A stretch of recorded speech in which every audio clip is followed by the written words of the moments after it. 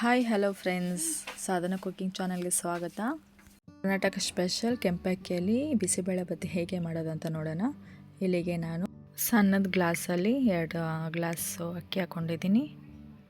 3/4 ಗ್ಲಾಸಷ್ಟು ತೊಗರಿ ಬೇಳೆ ಹಾಕ್ಕೊಂಡಿದ್ದೀನಿ.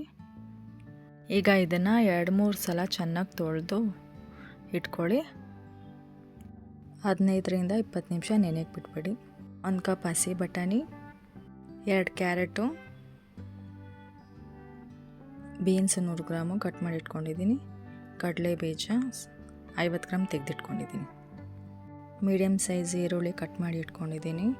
ಒಂದು 4-5ರಿಂದ ಒಣಮೆಣಸಿನ್ಕಾಯಿ, ಒಂದು ನಿಂಬೆಹಣ್ಣು ಗಾತ್ರಷ್ಟು ಹುಣಸೆಹಣ್ಣು ತೊಗೊಂಡಿದ್ದೀನಿ, ನೆನೆಸಿಟ್ಕೊಂಡು. ಸ್ವಸ್ತಿಕ್ ಬಿಸಿಬೇಳೆ ಭಾತ್ ತೊಗೊಂಡು ಯೂಸ್ ಮಾಡ್ತಾಯಿದ್ದೀನಿ ಇವತ್ತು.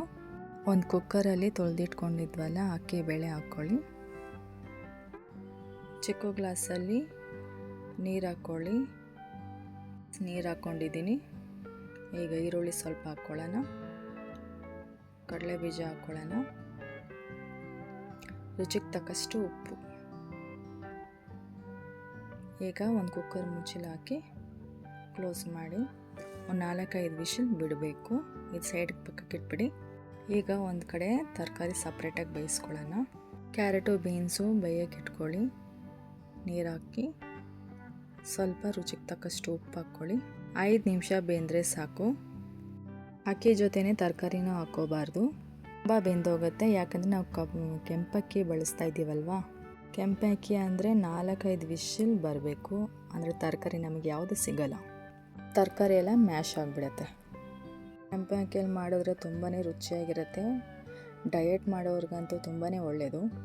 ಯಾರೆಲ್ಲ ಡಯಟ್ ಮಾಡ್ತಾಯಿದ್ದೀರಾ, ಡಯಟ್ ಮಾಡೋರು ಈ ರೆಸಿಪಿ ಸೇರಿಸ್ಕೋಬೋದು.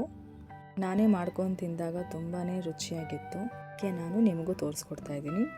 ಕ್ಯಾರೆಟು ಬೀನ್ಸು ಅರ್ಧ ಬೆಂದಿರಬೇಕಲ್ವಾ, 5 ನಿಮಿಷ ಬೇಯಿಸ್ಕೊಂಡ್ರೆ. ಅದ್ರ ಜೊತೆಗೆ ಹಸಿ ಬಟಾಣಿ ಹಾಕ್ಕೊಳ್ಳಿ. 2 ನಿಮಿಷ ಬೆಂದರೆ ಸಾಕು. ಇವಾಗ ನೋಡಿ ಪ್ಲಸ್ಸರ್ ಎಳ್ದಿದೆ. ಮುಚ್ಚಳ ತೆಗೆದು ನೋಡೋಣ. ನೋಡಿ ಆ ಥರ ಬಂದು ಚೆನ್ನಾಗಿ ಬೆಂದಿದೆ.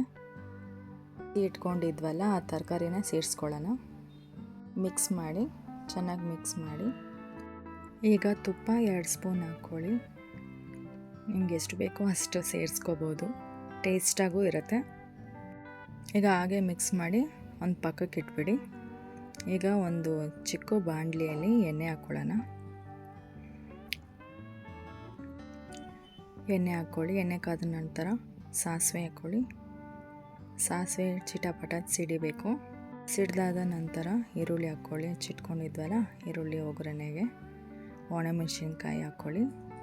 ಕರಿಬೇವು, ಅದು ಚೆನ್ನಾಗಿ ಫ್ರೈ ಮಾಡಿ. ಇಂಗು ಹಾಕೋತಾ ಇದ್ದೀನಿ, ಒಂದು ಅರ್ಧ ಸ್ಪೂನ್ ಇಂಗಷ್ಟು ಹಾಕೋತಾ ಇದ್ದೀನಿ. ಒಂದು ಟೊಮೊಟೊ ಹಾಕೋತಾ ಇದ್ದೀನಿ. ಮೀಡಿಯಮ್ ಸೈಜ್ ಟೊಮೊಟೊ ಹಾಕಿ ಚೆನ್ನಾಗಿ ಫ್ರೈ ಮಾಡಿ 2 ನಿಮಿಷ ಬಿಡಿ. ಇಲ್ಲಿ ಸ್ವಸ್ತಿಕ್ಕು ತೊಗೊಂಡಿದ್ವಲ್ಲ ಅದು ಪೌಡ್ರನ್ನ ಹಾಕ್ಕೊಳ್ಳೋಣ.